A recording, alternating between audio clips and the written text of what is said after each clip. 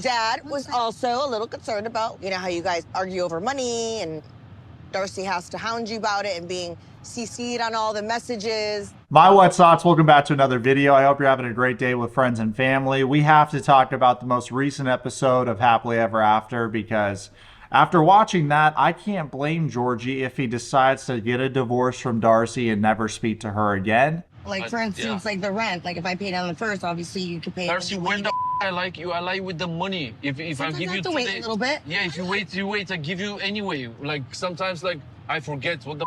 I'm not sure about their current relationship status. However, what I am sure about is the way she acts is unacceptable. She is beyond selfish in a relationship setting. When she came with Georgie to visit her father and her daughters in Connecticut, she just all of a sudden sprung this on her dad that she could be moving in with Georgie into his house. To be honest with you, when we get back, our lease is up in Miami. Okay. So what if we just put everything in storage and come back here for a little bit? Wow, it's so inconsiderate for Darcey to try and make this decision for both her and Georgie without even having enough respect to run this by her husband first. Don't be rude. Are you kidding me? And let's not forget, Georgie has a well-paying job in Miami at a high-end spa where he's invested a lot of time, and it's really inconsiderate to not take that into account, Darce. What really bothers me is how casual she was about mentioning an extreme life transition that would end up hurting her husband financially. When Darcey mentions moving back home, Mike is thinking, oh no, he tries to make light of the situation. It isn't a joke. She wants her old room back, Dad. It's like that scene from Wedding Crashers, Mom, the meatloaf. It's ridiculous. Georgie's then forced to point out the obvious that they're married, and she needs to consider his opinion and discuss this beforehand. And in typical brain-dead Darcey fashion, instead of recognizing that she disrespected her husband in front of her family once again, she continues to put him down by saying, well, let's talk about it. I want to talk about it. I try to talk about these things, but you work 7 days a week, and when he comes home, he goes straight to bed. This is the kind of conversation that you should absolutely have in private, not in front of your children and your father. Darcey constantly talks about how she's this great mom, but she's more of a ghetto, low-class sister figure in her daughter's lives.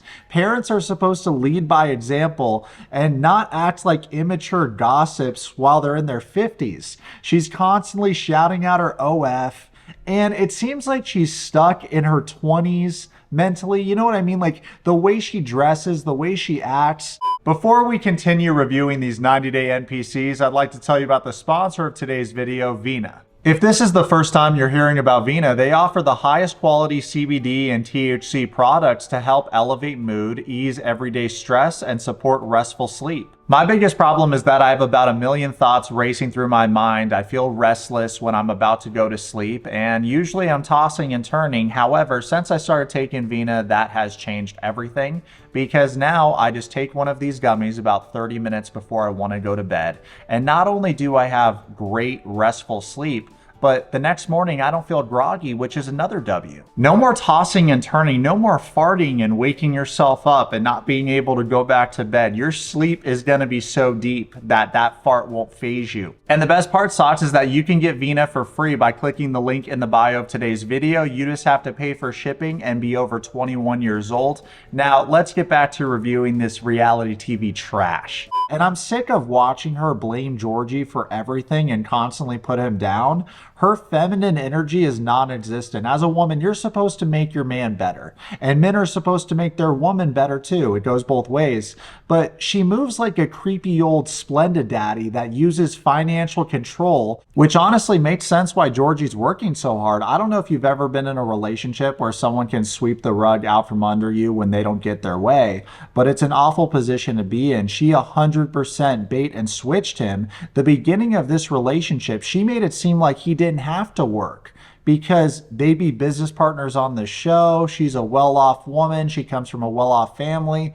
Fast forward, and she created this atmosphere where he's damned if he works and he's damned if he doesn't. If he doesn't work, he gets called a gold digger because he's been getting called a gold digger by the fans that she's convinced that's the narrative for years.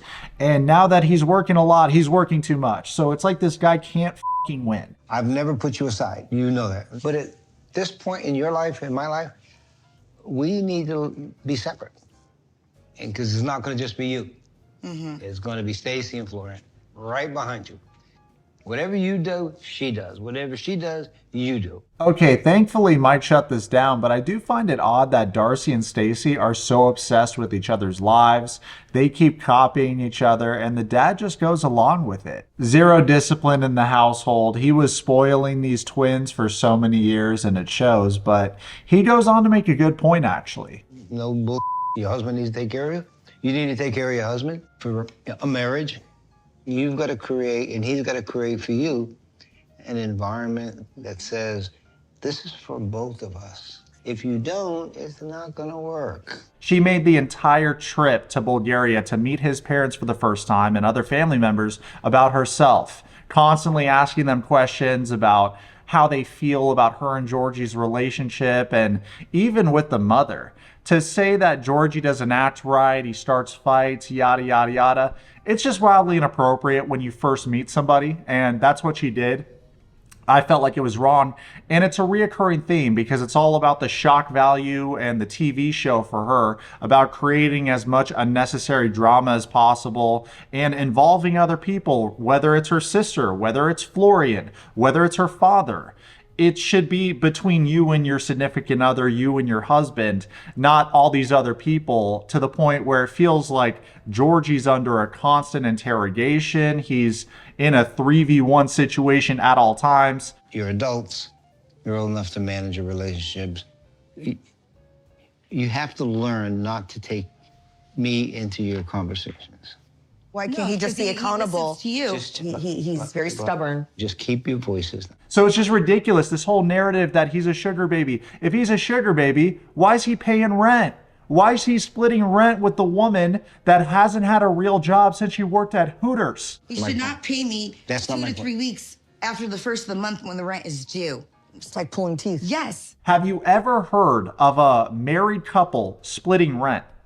That's weird. They're the ones that targeted guys and presented a certain kind of dynamic at the start of the relationship, which was that we're sugar mamas and you're a sugar baby. One of the things that I see, which is a red flag, it's when you copy me on your communication texts, be it email or be it text, to kind of drive him to do the things that you want him to do that he's not doing. He seems very stressed out, and rightfully so. I mean, he's got these two knuckleheads that are coming to him with their marital issues all the time, you know, with the camera crew there and making it a whole ordeal about how their significant others aren't paying rent. And she's actually involving Mike to shake down Georgie for rent when he's not paying at the time that she wants the rent. You entered a relationship with someone presenting yourself as a sugar mama, and when he couldn't work during COVID, you created this dynamic where he didn't have to work.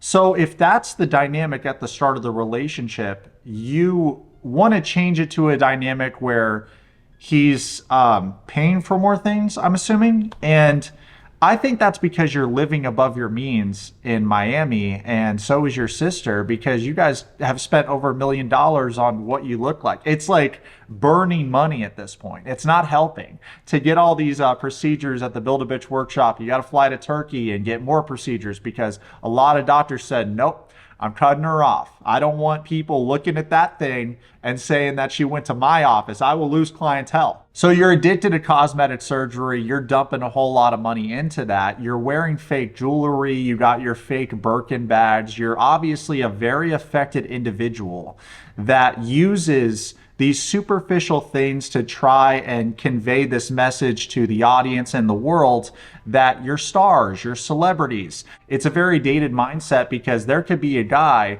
with no branded clothing that's a billionaire. You know, there's a lot of people that want to fly under the radar. In year 2010, they tried to launch the Twin Life. Not one network wanted to pick it up because the entire show was centered around them partying with D-list celebrities and talking about how they've been traveling the world since they were 3 years old, from Japan to London to Singapore.